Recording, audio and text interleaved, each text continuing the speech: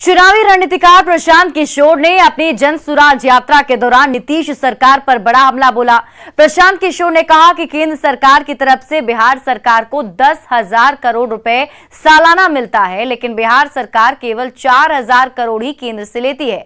यानी दिल्ली से बिहार को 10 रुपए में से सिर्फ 4 रुपए आते हैं। जो पैसे आते हैं उसमें भी 30% कमीशनखोरी की भेंट चढ़ जाता है।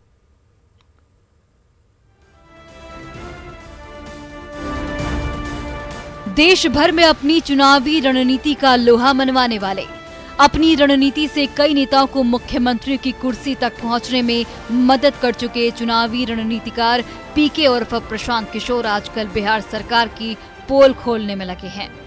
प्रशांत किशोर ने बिहार सरकार पर अब तक का सबसे बड़ा हमला बोला।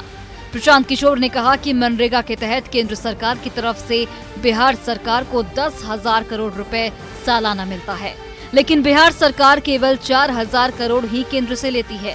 यानी दिल्ली से बिहार को 10 रुपए में से सिर्फ 4 रुपए ही आते हैं, और जो मिलता है उसमें भी 30% कमीशनखोरी की भेंट चढ़ जाता है। सरकार को दिल्ली से मिलता है 10,000 करोड़ रुपया साल का।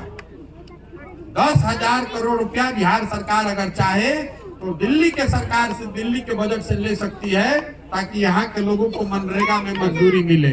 हमने के पिछला 7 साल से कितना रुपया लेता नहीं जा, 4,000 करोड़ रुपया।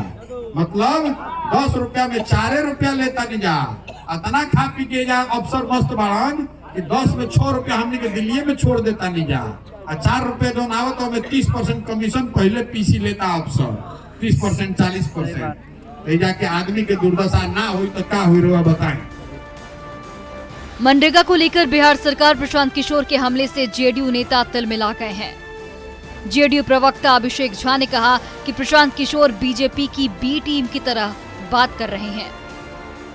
प्रशांत किशोर जी की भाषा भाजपा के नेताओं की भाषा से मैच खाती है। भाजपा की बी टीम बनकर बिहार में घूम रहे हैं।